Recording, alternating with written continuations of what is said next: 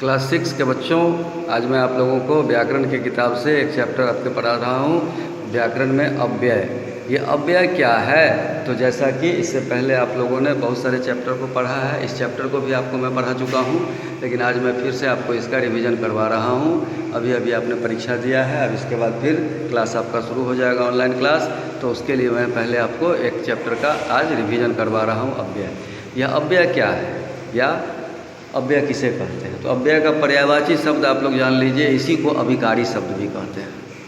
अव्यय के पर्यायवाची के जगह पर कहीं पर अभिकारी शब्द भी लिखा रहेगा, तो आप ऐसे समझ लीजिए अभिकारी क्या है या अव्यय क्या है।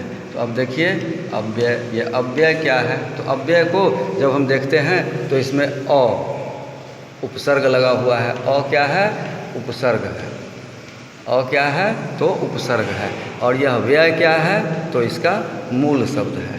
तो व्यय का मतलब होता है खर्चा या परिवर्तन। तो ऐसा शब्द जिसमें खर्चा परिवर्तन न हो उसको हम अव्यय कहते हैं। और इसी तरह से अविकारी, अविकारी, ये अविकारी क्या है? तो इसमें भी अ लगा हुआ है, अ उपसर्ग है। अ का मतलब होता है नहीं। ये अ क्या है? तो उपसर्ग है और अ का मतलब होता है नहीं। अब विकारी, विकारी में प्रत्यय लगा हुआ है, इसका मतलब होता है विकार और इसमें प्रत्यय लगा हुआ है ई।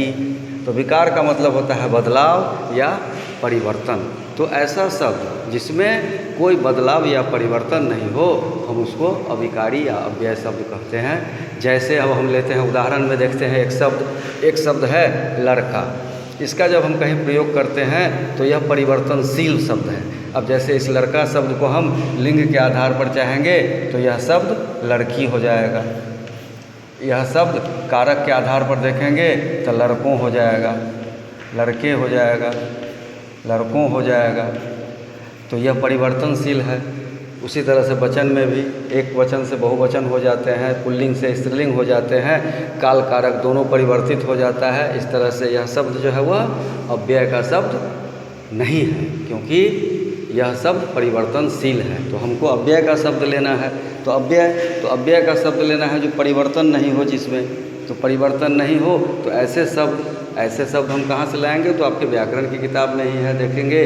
जैसे आपको सबसे पहला मिलेगा क्रिया विशेषण। क्रिया विशेषण, यह क्रिया विशेषण एक चैप्टर है। अब इसमें आप देखिए अव्यय शब्द आपको इसमें मिलेंगे, क्योंकि जितने भी क्रिया विशेषण के शब्द होंगे वो आपके सारे अव्यय कहलाते हैं। अब देखिए क्रिया विशेषण किसको कहते हैं, तो इसको जानने के लिए आपको क्रिया को भी जानना होगा और विशेषण को भी जानना होगा। तो एक चैप्टर को जानने के लिए आपको 3 चैप्टर को जानने की आवश्यकता हो जाती है।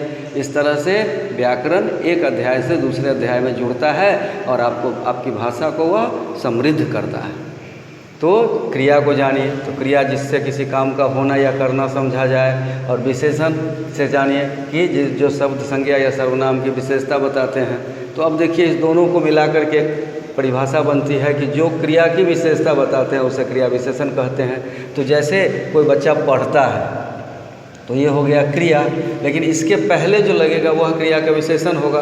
तो तेजी से पढ़ता है, धीरे धीरे पढ़ता है, तो यह तेजी शब्द जो है यह क्या है? तो क्रिया विशेषण का है। और इसलिए इसमें कोई परिवर्तन नहीं होता है और इसीलिए इसको हम क्या कहते हैं? तो अव्यय कहते हैं। अब आप लोग इसको किताब से पढ़िए और देखिए, फिर दिक्कत होगी मैसेज कीजिएगा, फिर बताया जाएगा।